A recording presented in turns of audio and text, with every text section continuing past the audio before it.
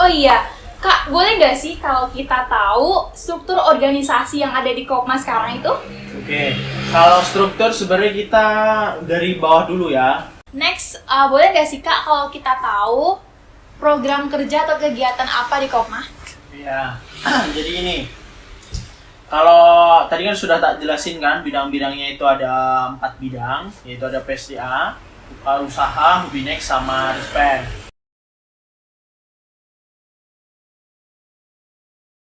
Halo Kopmania, selamat datang di podcast with Kopma. Nah, pada kali ini aku bawa narasumber yang sangat spesial nih. Kalian tunggu-tunggu yang sangat berperan penting dalam Kopma. Sebelumnya perkenalkan dulu, nama aku Dila dan Kak Aditya, saya selaku Ketua Pengawas periode 2024 hingga 2025. Nah, pada nggak sabar nggak sih?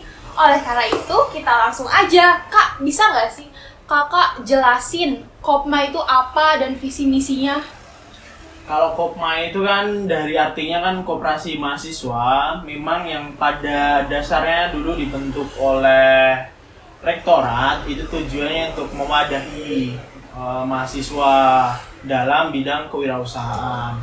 Nah, kalau visinya sendiri itu untuk menciptakan daya minat mahasiswa dalam berwirausaha dan berorganisasi yang sehat. Kalau misinya sih kurang lebih ya kita untuk memberikan wadah untuk bagaimana mahasiswa berwirausaha, berorganisasi, meningkatkan hubungan internal maupun eksternal.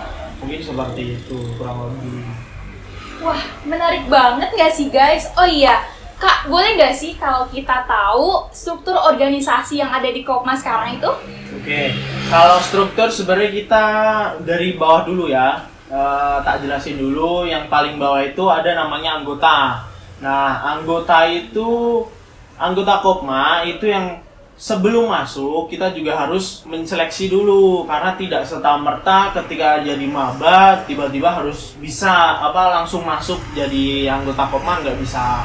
Tetap ada seleksi seperti itu. Nah, itu anggota. Nah, anggota itu ketika sudah menjadi anggota, dia bisa berhak menjadi pengurus seperti itu. Nah, ketika jadi pengurus itu terbagi menjadi beberapa tingkatan hierarki. Nah, yang pertama itu ada namanya staff biasa, kemudian ada staff ahli, kemudian ada kepala bidang, kemudian di atasnya lagi ada namanya sekretaris dan bendahara, di atasnya lagi ada ketua umum. Kemudian kalau di sini nggak ada ini ya, papan tulis buat nulis-nulis nanti. Sebenarnya kalau di samping dari ketua itu kalau digambar ya, itu ada namanya garis titik-titik atau garis koordinasi. Garis koordinasi yang dimana ketua harus berkoordinasi dengan pengawas. Nah, dia sebanding. Cuman ketika ketua dia melakukan apapun, dia harus tetap berdasarkan dari konsultasi kepada pengawas. Nah, di atas ketua itu ada namanya Dewan Pembina dan Dewan Penasehat.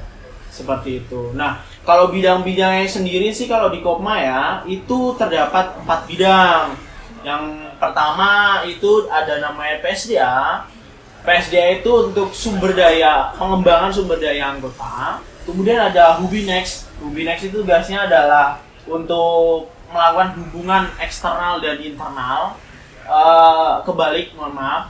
Untuk hubungan internalnya itu lingkup kampus. Nah, kalau eksternalnya itu lingkup satu Jogja maupun satu Indonesia, seperti itu. Nah, kemudian ada namanya usaha.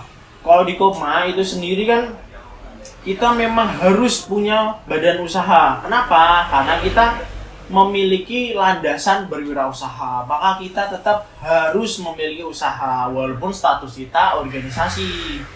Kemudian ada lagi yang terakhir namanya riset pengembangan lebih tepatnya. Nah, itu tugasnya untuk meriset permasalahan-permasalahan di Kopma atau hal-hal yang berkaitan dengan Kopma, yang tujuannya untuk pengembangan baik dalam jangka dekat maupun jangka panjang, seperti itu. Nah, tadi kita udah dengar soal struktur dan perannya nih. Next, boleh nggak sih Kak kalau kita tahu program kerja atau kegiatan apa di Kopmah? Ya, jadi ini. Kalau tadi kan sudah tak jelasin kan, bidang-bidangnya itu ada 4 bidang, yaitu ada PSDA, usaha, Hubinex, sama Rispen. Nah, tak jelasin dulu yang dari PSDA. Kalau PSDA sendiri, karena itu pengembangan sumber daya anggota, jadi untuk prokernya atau program kerjanya, itu yang pertama kali awal periode, itu ada namanya upgrading pengurus. Nah, fungsi upgrading itu untuk meningkatkan kinerja dari pengurus yang sebelumnya dia jadi anggota. Ketika pertama kali menjadi pengurus, nah kita beri pelatihan untuk mengevaluasi kinerja ketika menjadi pengurus seperti apa. Kita kasih gambaran di upgrading. Kemudian ada UKA. UKA itu unit kegiatan anggota. Nah, di mana unit kegiatan anggota itu untuk mempererat dan memberikan silaturahmi. Wadah untuk silaturahmi antar sesama anggota, baik anggota maupun pengurus. Seperti itu. Kemudian ada milad. Nah, dari kata milad kan ulang tahun atau hari jadi. Nah, itu agenda wajib yang akan selalu dilakukan oleh PSDA di akhir tahun, di bulannya mungkin bulan November maupun Desember. Nah, yang berikutnya itu mungkin kurang lebih ada kegiatan atau event-event. Misal ada event yang berkaitan dengan kegiatan Kopmas, misal mungkin ada stand-stand koperasi, mungkin ada oprek anggota. Nanti ketika dari kampus sendiri mengadakan kayak maba itu orientasi, masa orientasi maba, mungkin kurang lebih seperti itu. Mungkin itu aja kalau PSDA.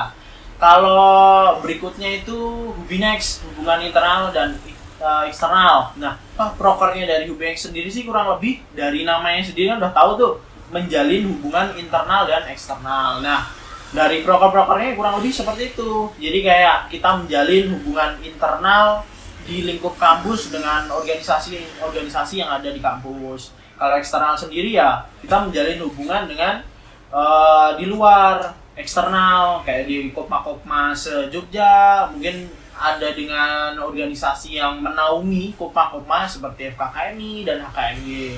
Kemudian juga kalau Hubinex sendiri juga yang memegang media sosial Kopma UII, seperti itu, yang mengelola dengan postingan-postingan yang sampai sekarang itu yang mengelola itu adalah Hubinex, seperti itu. Mungkin kalau Hubinex kurang lebih seperti itu. Nah, berikutnya itu usaha. Kalau usaha sendiri itu kita karena ada toko, ya kita biasanya mengelola toko. Kemudian kita membuka stand-stand kalau memang ada acara di kampus dan biasanya mau mengundang kita atau kita sendiri yang hadir di sana tanpa diundang. Biasanya kita kan mendaftar tuh di event-event mereka, kita untuk membuka stand. Nah, kita buka di situ, jual-jual barang-barang yang ada di Kopmat. Karena yang dijual di Kopmat itu kan rata-rata adalah barang merchandise dari UII. Seperti itu. Kemudian yang terakhir itu Rispen. Nah, kalau proker Rispen kurang lebih ya berkaitan dengan riset. Jadi meriset mengenai bidang-bidang, semisal bidang Hubinex atau bidang usaha. Ketika dia ada yang perlu dievaluasi, mungkin bisa diriset sama Rispen, seperti itu. Nah, dan yang terakhir itu kalau Rispen itu membuat buku kurikulum. Jadi buku kurikulum itu kurang lebih ya berkaitan mengenai buku aturan atau rangkuman yang sekiranya untuk fondasi tahun-tahun berikutnya, untuk masalah proker atau event-event seperti itu. Kurang lebih seperti itu. Oke, menarik sekali ya Kopmania. Nah, apa sih Kak yang bikin Kopma UI itu spesial, yang beda sama organisasi lain? Oke, yang jadi beda itu yang pertama karena kita basicnya organisasi plus ditambah dengan wirausaha. Yang menjadi nilai plus kita itu adalah berwirausahanya itu, dimana kita selain berwirausaha juga bisa berorganisasi. Nah, nilai plusnya di situ karena kita di dalam Kopma sendiri ketika berorganisasi kita juga diajarkan bagaimana cara berwirausaha, menjalin komunikasi dengan orang, seperti itu. Kurang lebih yang menjadi daya minat yaitu. Oh, oke. Jadi bisa kita dengerin ya, kita lihat Kopma ini spesial banget. Nah, pasti teman-teman nggak sabar dong untuk gabung ke Kopma. Gimana sih Kak caranya biar gabung ke Kopma UI? Oke. Kalau gabung sendiri nanti setiap pergantian periode atau setiap pergantian pengurus, kita itu nanti ada namanya oprek. Pertama ada oprek anggota, kemudian ada oprek pengurus. Nah, kalau oprek pengurus sendiri biasanya dilakukan di awal periode. Seperti itu. Mungkin tergantung dari masa jabatan periode sebelum-sebelumnya ya.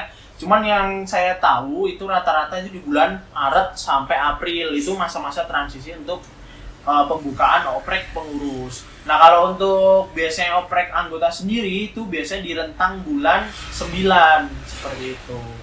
Nah, dicatat ya guys tanggal-tanggal opreknya. Oke, terakhir Kak, pesan Kakak buat Kopmania nih. Kalau pesanku, mumpung masih muda, mumpung masih bisa berkuliah, kenapa nggak join organisasi?